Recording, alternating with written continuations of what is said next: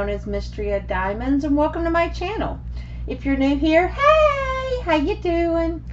Alright, so I told y'all that I would do a whip and chat on my Sea Buddies. This is the Mandy Manzano from Diamond Art Club that I am doing for the DP or Mandy DP 2020 from Anxiety Art Adventures thing that she's doing.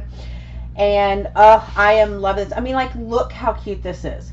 Look at these little faces. Oh my gosh. And I mean, I am in love with these little fish. And the ABs are like crazy.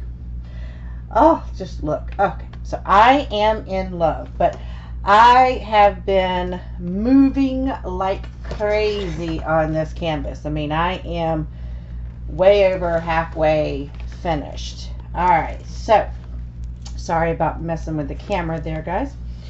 Alright, I figured I would do my whip and chat, and on this whip and chat I thought I would tell you the story of how my husband and I met and got together. Now, it's kind of a long story, so settle in, get you something to drink and something to do with your, your craft and everything so that you can whip right along with me.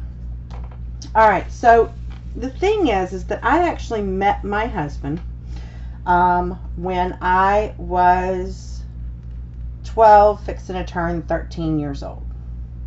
Now, we have not been dating that entire time. No, we dated and then we got back together. But I'll tell you about more of that a little bit later. All right, so basically what happened was that I started karate when I was 12 years old. And I used to go to karate tournaments. And my sensei would have to be the one to take me. My mom never took me to the karate tournaments. And, I mean, that was okay with me. I didn't mind because, at least I always had my sensei there who was, actually the one that I was, hoping would be happy with my performance or whatnot. So, anyway, in karate, tournaments take place about once a month, or sometimes occasionally twice a month. It all depended on how far you were willing to travel to go to a tournament. And there's things called open tournaments where it's not always your style of karate that's hosting it. And that means any style is free to join. Now, y'all, the way that karate tournaments work, I know what a lot of people might have a kind of similar reference to is Karate Kid, and in some aspects, yes, it's true, and in some aspects, no. Okay, so the way that a tournament works, as far as how it looks, is, okay, let me sit this down for a second. You're in a gymnasium of some kind, and what they do is they section off different parts of the gymnasium so that you have multiple rings going at one time, and you have things like you have kata, which is basically like a karate routine, I guess you could kind of say. And it's where you learn how to be able to defend yourself, but at the same time, like, it's all in a specific set of movements. You have sparring, and that's where you're actually, fighting, and you have gloves, pads, helmet, all that good stuff. You have your weapons division. Once you get to a certain rank of belt, then you can start learning different weapons that you also do a routine with. All right. Now, when you first start out, when the tournament first starts, it's always the black belts that have to compete first because it's the black belts that are judging the rest of the tournament. So, their competition has to be done and gotten out of the way first, with the exception of musical kata. And that's done at the end of the day because it's flashy and people like that. Alright, so I was on the way to this tournament when I was 13. I was really excited. Sensei had brought me and and one other person to the tournament. And so I was on the way into the gymnasium, and sure enough, I fell in the parking lot. Twisted my ankle. Which means that since I had twisted my ankle, I was not going to be able to compete. Luckily, I had not paid my money yet, but that was not the point. The point was I wasn't going to be able to compete. I couldn't go home because my sensei had drove me there, and him and the other student were going to be competing. So I asked him, I said, what in the world can I do? Like, I'm going to be so bored. And he told me, he said, well, go up to the big judges table at the front and ask them if you can keep score or keep time. I'm like, well, I don't know how to do that. And he's like, well, someone will show you how to do it. I was like, all right, it's better that than just sitting around bored out of my mind. All right. So I walk up there and I tell them that, what had happened, that I had hurt my leg and was unable to compete, and that I was interested in keeping time and keeping score, but that I didn't know how to do it. And they said, not a problem. And they called over this girl, Crystal, and she came over and she's like, hey, you need to know how to keep score and keep time? I said, yes, please. And she's about my age. And so I walked over with her and got all good and set up. Now, she's a black belt. And so, we're sitting there and they call what looks to be her division for her competition. And I look up and here comes this really, really cute guy, my age. Oh my goodness, he's tan and he's got black hair and he's a black belt, and he was just so cute. And he walks up and he tells her, he says, all right, he says, your division just got called. I'll take over here and I'll continue helping her learn how to keep score and keep time. And the girl said, thank you, and she walked off. And of course, I'm just sitting here like, I'm a teenager, I'm all like, oh, cute guy. And so anyway, we start talking, and we ended up hanging out together at the tournament. And there comes a point in the day where he kind of puts his arm around me, and I am all for it. I'm all agog. And then I see that girl, Crystal, and she's got this really super mad look on her face. And she calls me over, and she's like, Brandy, come here. And I thought, uh-oh. Because the only thing that I could think in my brain was this was her boyfriend, and I was fixing to get flattened. I was so scared. And so anyway, I walk over to her, and I look like one of those little whipped puppies. I'm like, hello. And she looks at me, and she looks back at Wayne, which is the guy, that's his name. And she says, do you like him? Now, I contemplated lying, I really did.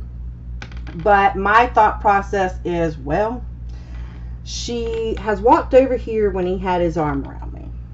So it might be worse if I lied. So I said, yeah. And then I kind of ducked because I'm scared to death that she's going to just reach out and, kick me, punch me, whatever.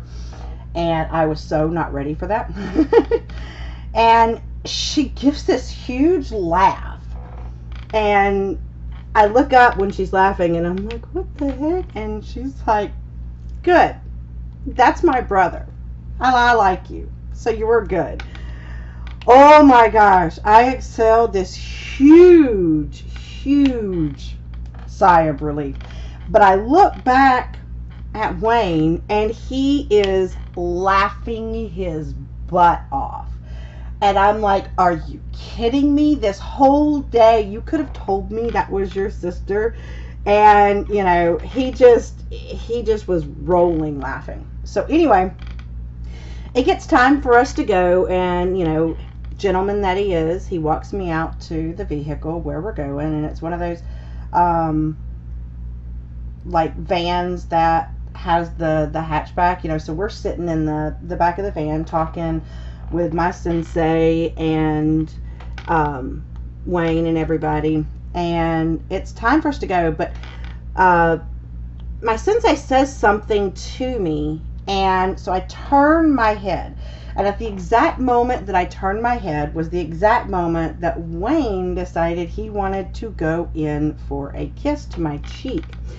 So what happens is I turn, he goes in to kiss my cheek and ends up kissing my ear instead. And I was taken aback. I was like, what in the world? He was embarrassed, you know, so he didn't quite know how to suave his way out of that one, you know. And so, you know, our first kiss was him kissing me on the ear. And I'm just like, wow. All right, so then I go back home because I lived in Alabama, he lived in Florida. And like I said, we would only be able to see each other at karate tournaments. And so, you know, it takes a while. And, you know, at the time, I started dating somebody else who was in my karate class. And then it comes time for the next tournament that we go to. And I don't really think about it. And I guess it's because, you know, sometimes, especially when you're young, you know, you go someplace and you meet someone and it's a possibility that, like, you're never going to see them again. You know, you don't know. You're not positive.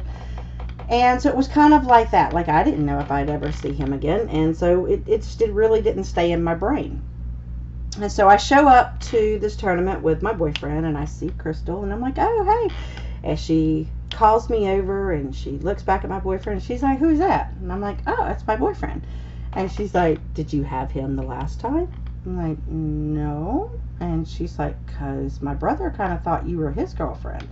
And, oh my gosh, I like kind of sat back, I'm like, excuse me? I'm like, well, he never asked me to be his girlfriend. And she's like, oh, he didn't? I'm like, no. And so she's just like, well, his loss, I guess. And the entire day, now the boyfriend that I brought was older than me, and he liked to step outside and get, I guess, a breath of fresh air, whatever. But anytime he would step outside, Wayne would mysteriously pop up next to me to be like, hey, how you doing? You enjoying the tournament? Da-da-da-da. And that's kind of how the entire tournament went. And, you know, tournament was over. I went home. Wayne went home. We didn't have a whole lot of interaction other than him, you know, like talking to me that whole tournament. And as per normal teenage relationships, the guy that I was dating, you know, I broke up with him. It just wasn't a good fit. Didn't really matter because, you know, I was 13 years old. Big whoop. And so, needless to say, the next tournament I am single. And who do I run into? I run into Wayne. I see him. He is still as gorgeous as ever. Even more tan, if that's even possible. And so we start hanging out. And within probably 10 minutes of us hanging out, he pulls me over to the side and he says, all right, I got to ask you a question because I kind of really messed this up this last time. And I'm like, what's that? And he goes, all right, will you be my girlfriend? Like my actual girlfriend? Because, you know, obviously I didn't ask you the first time, and I should have, and you got a boyfriend, and yeah, I didn't like that. I was jealous. And I kind of laughed, and I'm like, so, you want me to be a girlfriend? He's like, yes. Obviously, I agreed, because, like, hello, he's still cute. And so, every time that we went to a tournament, we would see each other. And this went on for like 2.5 years.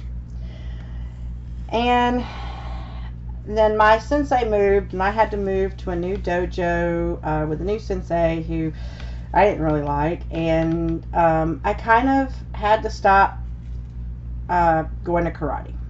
And so I didn't see Wayne anymore at the tournaments. And he was not one that really ever called on the phone or any of that. Like, we only ever saw each other at karate tournaments. And so we didn't break up. We just kind of didn't see each other anymore at the tournaments, you know. And so I go about my life. But at the same time, like, he was my first love. Any guy that I dated after him, I kind of compared to Wayne, because, you know, he was one of those that he was so sweet and he was so kind. You know, he'd ask me to dance, and, you know, he once told me this corny thing that in addition to being my boyfriend, he was also my best friend. I mean, like, it may be corny, but it is super, super sweet, you know. And so he always treated me so nicely and, like, made me feel like I was the most beautiful girl in the world. And so every guy that I dated, I compared to Wayne. You know, and of course, with us not breaking up or anything, you know, like, I always kind of wondered, you know, what if kind of thing. Now, behind my back, what I did not know is that Wayne actually was calling during all these times. He was calling my mother and checking up on me, finding out, was I happy, did I have a boyfriend, you know, all this good stuff.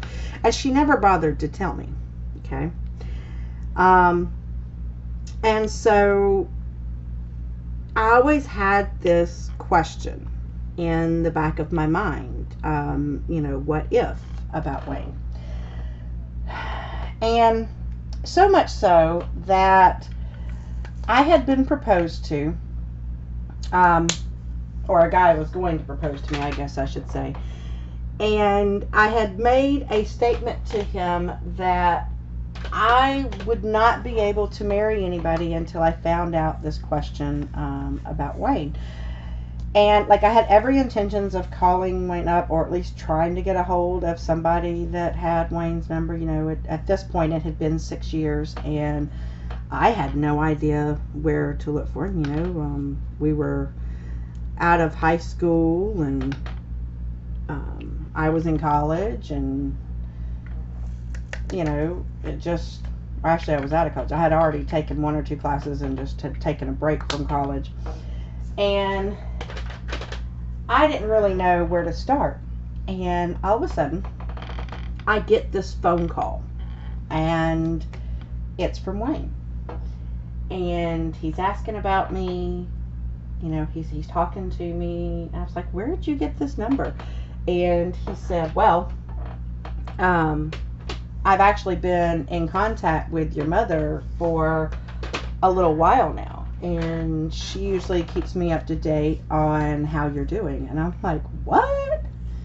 Say what again? And he's like, yeah, so I got this number. And I'm like, oh my gosh. And so we started talking. And he's like, you know, I still think about you. And I'm like, oh, no, you don't. I didn't know what to say to that. Because, you know, like, little flutters in my stomach happen. And he makes a statement. He says, you know, because this was right around Christmas time, he said, I am leaving from Florida. I'm in the military. I'm in the Navy. And I've got to go back to Norfolk, Virginia, back to the ship, because Christmas is over. And I got to pass through Alabama on my way to Virginia, and I'd love to be able to see you.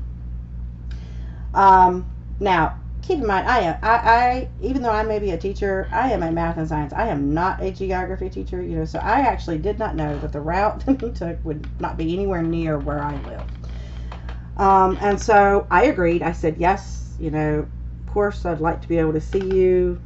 And that way I could get that question answered once and for all, what I was feeling, and I could get on with my life. All right, so the day comes when we had agreed to meet.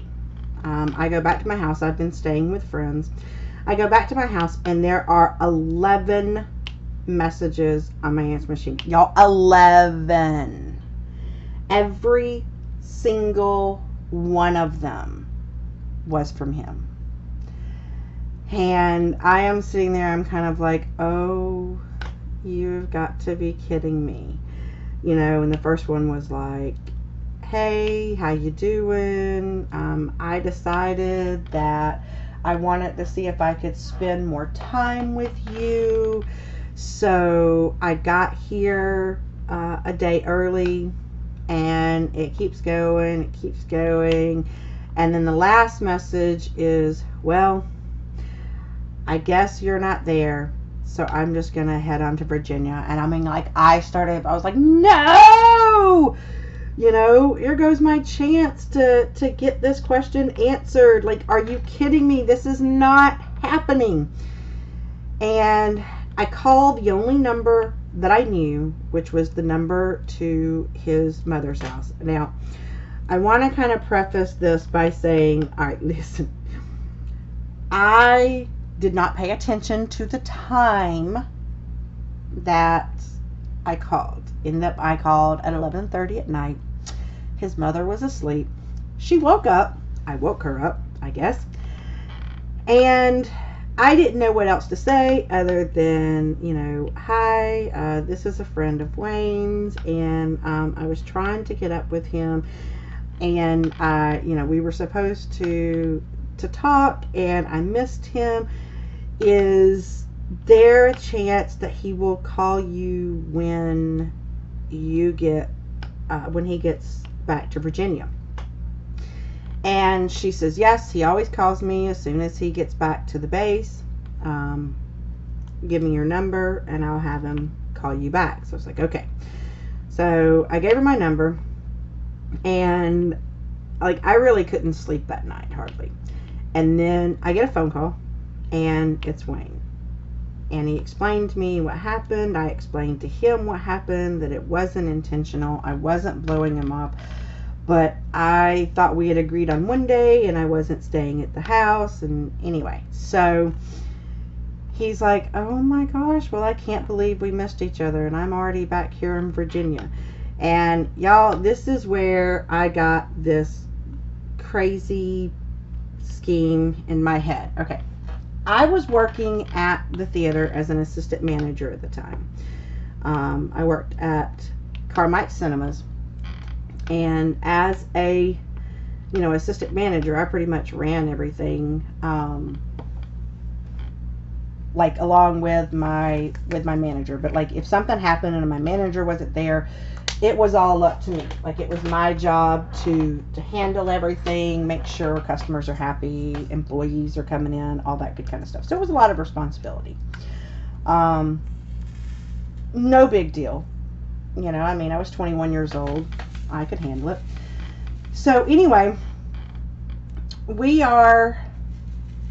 I'm sitting there and we're talking on the phone, and I told him, I said, okay, well, I wanted to see you.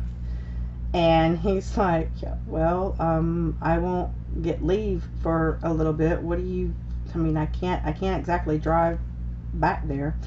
And I said, no, I'm going to come see you. He's like, no, you're not. Now, here's where I got all smarty patootie. I was like, okay, first off, I'm going to get on a bus, and you kind of can't stop me. So you better have somebody there at the bus stop to pick me up so I don't sit there forever. And he's like, you're kidding, right? You're seriously coming all the way to Virginia on a bus? I said, yep, I am. Now, remember I said that I was dating a guy who was talking to me about marriage, and I told him that I had to find out about this guy, you know, if there were any feelings still there before I could move forward in our relationship.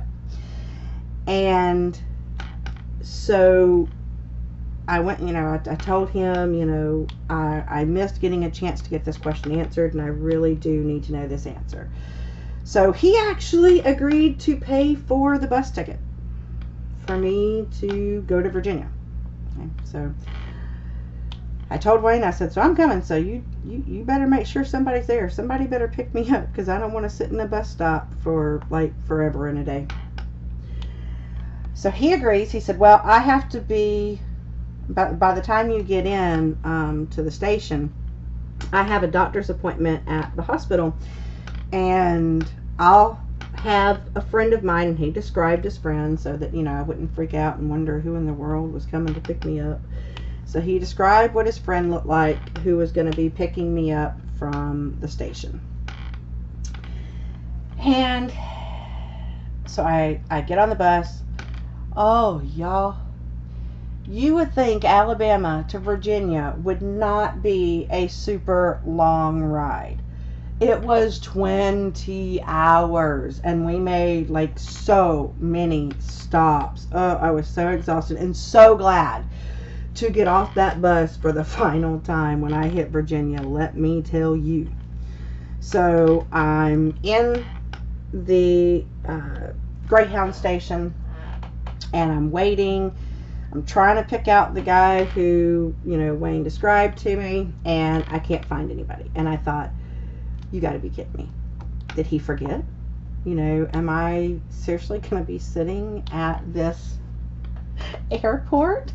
I mean, not airport, but bus station for like my foreseeable future? Like, what in the world am I going to do? And, you know, I did not ride for 20 hours to turn around and just head straight back home. Like, that's not okay. That's not what the deal was. Well, finally, Lee, who is the guy who I was waiting for, showed up, and he's like, you're Brandy, right? And I'm like, yeah. I mean, like, I'm not the only one just standing here, so how'd you know? And he pulls out this picture. Y'all, when Wayne and I dated the first time when we were younger, this was when glamour shots were like all the rage. And I had given Wayne one of, or actually two of my glamour shot pictures, which, you know, I looked all glammed up, makeup, hair, you know, and keep in mind, this was when I was like 15 years old, okay, people? It was not, you know, I did not look the same at that current moment in time as I did when I was 15. I don't think any of us do, and if we do, lucky, lucky, lucky. So he pulls out the picture, and I like groan, and he's like, see, I have this, and I could tell it's you. And I shook my head because I didn't really know how to answer that. So I said, all right, so where are we going? And he said, well, we are heading to the hospital to go meet Wayne. Oh man, y'all, like my stomach was in my throat. I was petrified. I was nervous because all I could think was, okay, I have not seen this guy for like 6 years. I don't look the same as I did when we last dated. You know, I have gained a little bit of weight. Now at the time I was, you know, when I met I had gained a little bit of weight. I mean, I went from being this like 110 pound size 5, I was a size 8, you know, so I wasn't huge, okay, but I was not teeny tiny anymore either, you know. And so I am just as nervous as I could possibly be. And we show up at the hospital, and I don't know what to think. Like, I don't even know what Wayne looks like anymore. You know, I was like, what if I don't recognize him? You know, Like, the whole point of this is to find out if there's still anything there, because the last thing I wanted to do was get married to somebody and then like run into Wayne years later and all those feelings resurface, and and then there I am, I'm married to somebody, and but at the same time I'm having feelings for somebody else. Like, no, I didn't want that. I wanted a secure answer, since we never actually broke up. So I'm sitting there in the waiting room of the hospital, and he walks, and I mean, nobody had to tell me that was Wayne. I recognized him immediately. Yes, he had changed. Yes, he looked different somewhat, but like, everything was still there. And, as far as like, I knew. And he walked up, and I am not kidding y'all. Like, I'm not just saying this. Everything else around me disappeared. Like, all I saw was Wayne.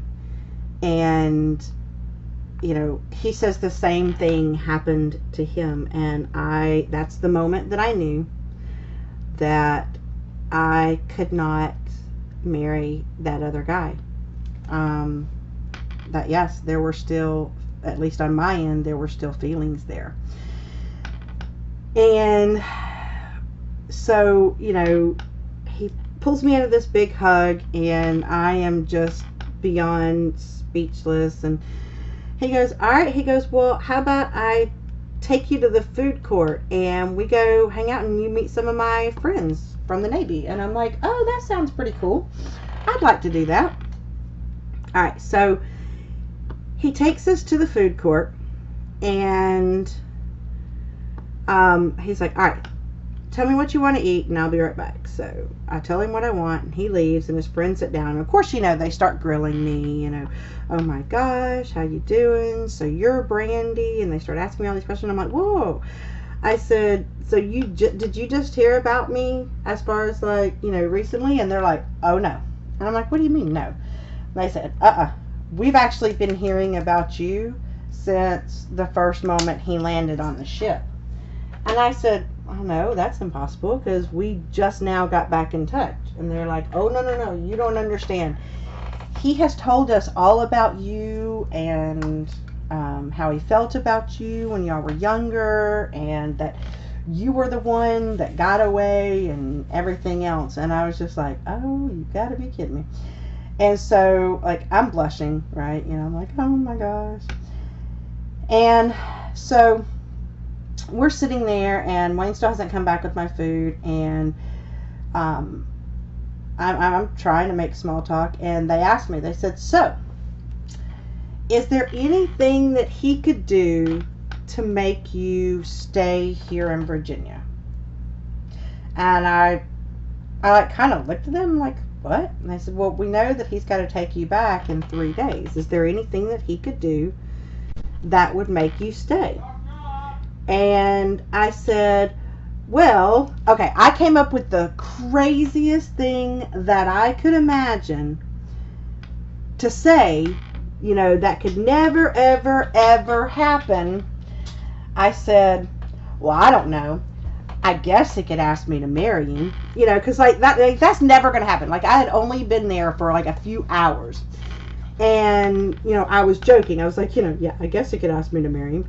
And they all started laughing and everything. They realized it was a joke, whatnot. And so, he shows up, he brings me my food, and, we continue to hang out and whatnot.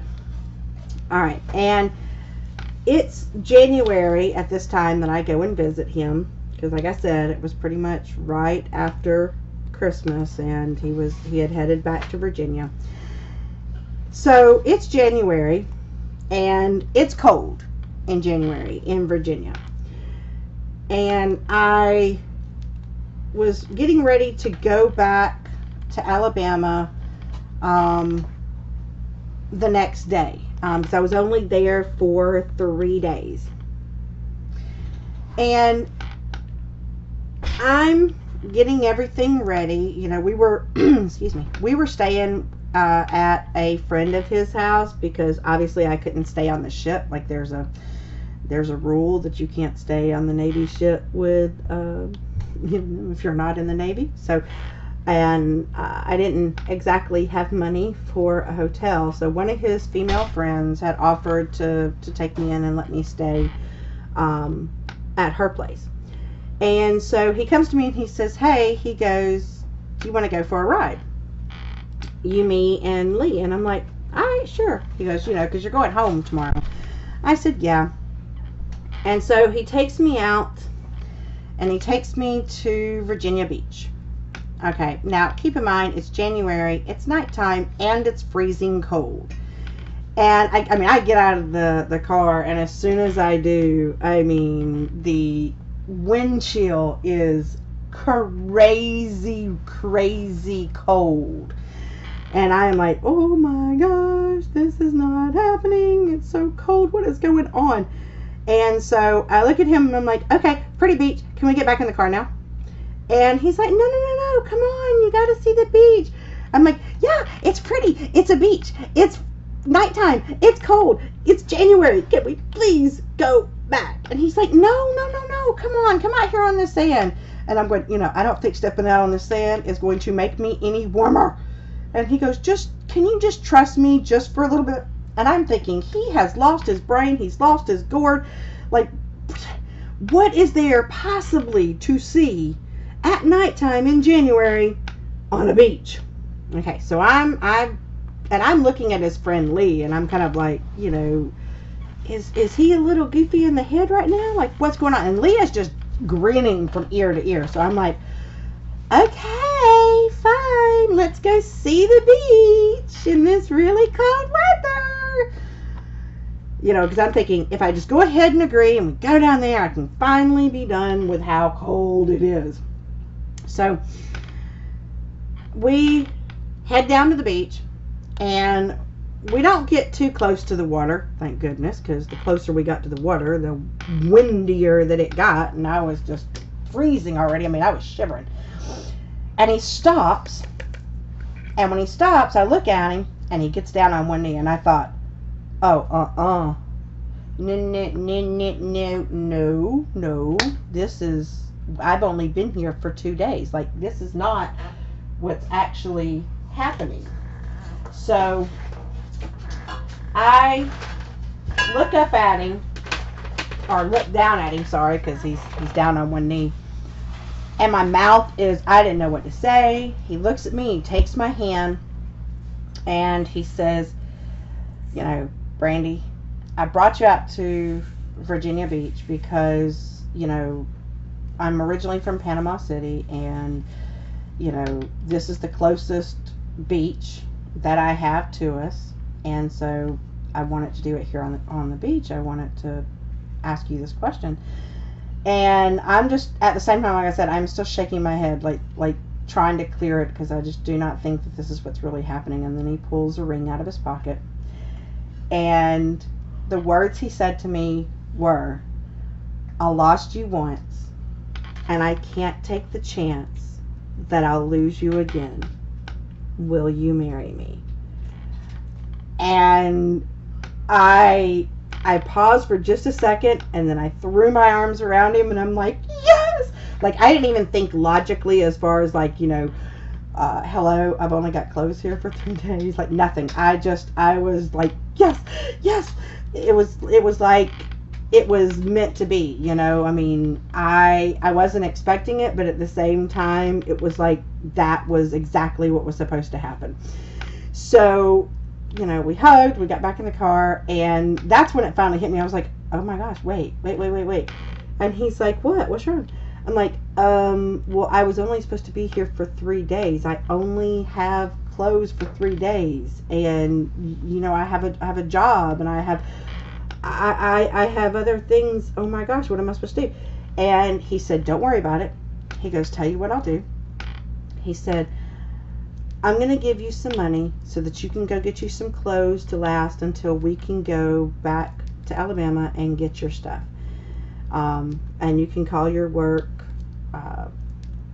tomorrow and everything else. And because I knew I was not leaving. I was not going to go back home. Like my life was going to start, and it was going to start in Virginia. So I called my boss and let him know, look, I'm sorry, I'm not coming back. I'm having to resign from over the phone. I apologize. I told him the whole situation, and believe it or not, he was like really cool, and he was like, okay, well, we hate to lose you, but have a good life. And I'm like, oh, I will. Then came the hard phone call. The hard phone call was calling the guy who had been talking about marriage to me, who had paid for my bus ticket for me to go see what all this was about. And I had to call him and tell him, well, guess what? I'm not going to be marrying you. I am going to be marrying this guy. And I mean, it was a hard call. I mean, he was crying and everything, and I apologized. I wasn't trying to be cruel, but in the long run, I mean, I was less cruel to him by letting him know, excuse me, that I truly had feelings for the person who I told him that I was worried about, as far as still having feelings for. So, and of course I found out years later he's happily married. The girl he started dating right after me, they are happy together. They've got kids, so, it all worked out for him.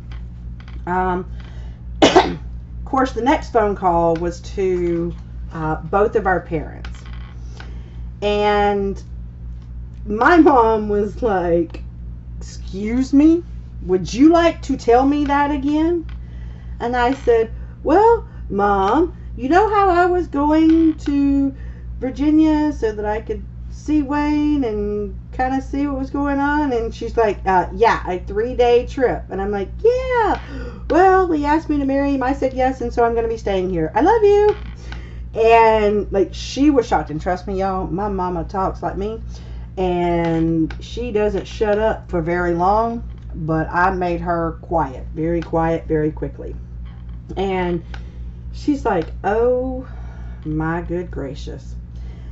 And like, she's like, are you sure? And I said, I've never been sure of anything in my life, Mom, and she's like, well, all right. So we start, semi trying to plan the wedding over the phone.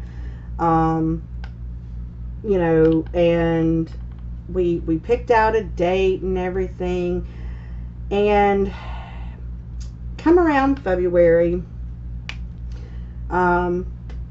we got a little surprise, and we found out that little surprise, because see, the first question my mother asked me when I was engaged, when I had gotten engaged so quickly, was I pregnant? And I was like, no, Mom.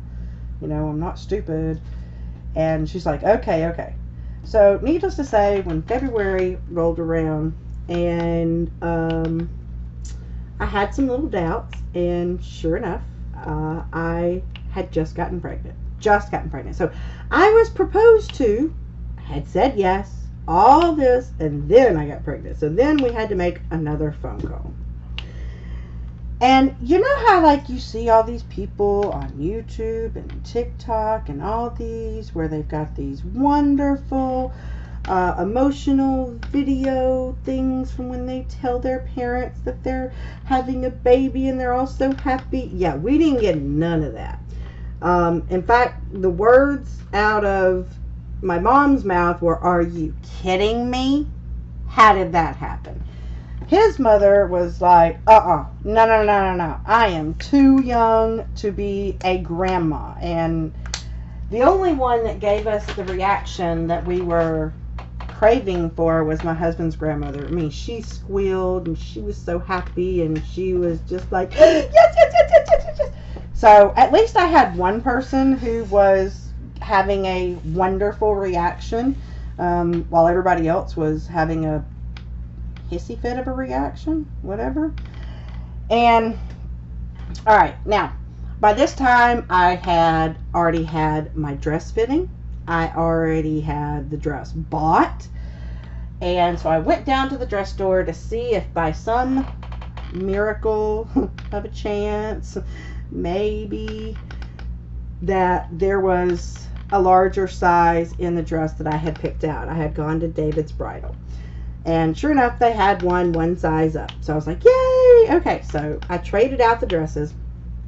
But I told Wayne that we had to move the date up because, you know, I was determined I wanted to be married before the baby came, and I also wanted to be married before I was super huge. Like I didn't want to walk down the aisle being super big. So we upped the wedding date. Now when my mother and my grandfather and all that were supposed to pay for the wedding, and needless to say, at the time they were not pleased that I had become pregnant, even though it was after he proposed to me, so it had nothing to do with why we were getting married, that they refused to pay for the wedding. And so my husband's mother said, don't you worry, we've got this handled, we will take care of the wedding. And oh my gosh, I was so grateful. I about like just dropped down and cried, and I was so thankful. So anyway, I didn't get a chance to actually plan any part of my wedding, other than to tell her that I didn't want birdseed, I wanted bubbles, and I liked iridescent and black, and that for bridesmaids dresses, we weren't getting regular dresses. You know, I just wanted them to wear a black dress, and that I did help pick out what the groomsmen were going to wear, and what Wayne's tuxedo was supposed to look like. So I did have that say so, and like what my favorite cake flavor was. But like I didn't get to do the tastings. I didn't get to do a lot of the stuff that people see in movies they get to do when they're getting married. But you know, that was okay to me, because you know, I was getting married to the man who I was going to be with for the rest of my life, so you know, it didn't really matter. And I had grown as far as the baby belly by the time the wedding got here. I had my wedding dress. We went, you know, obviously Wayne couldn't see it. We went to his mother's house, and his grandmother was there, and I tried it on, and oh God, y'all, it wouldn't close. It would not fit, and I burst into tears. I was like, this is not happening. Oh my gosh, I'm supposed to be getting married in a couple of days, and I can't even get into my dress. And Wayne's grandmother, she's like, don't you worry, honey, don't you worry, I can alter this for you. And I had chosen this beautiful dress that had iridescent sequins. Y'all, I told you I loved iridescent. It had beautiful iridescent sequins all over the train and the bodice and everything else. And what I did not know until after I got married, y'all, was that when she went to go alter the dress, those sequins were all put on in one continuous string. So when she clipped the string, every sequin came off that dress. And she sat there, this amazing woman who I love dearly, sat there, and she hand sewed every single sequin back on that dress. Oh, that just tells you how amazing of a person that she is.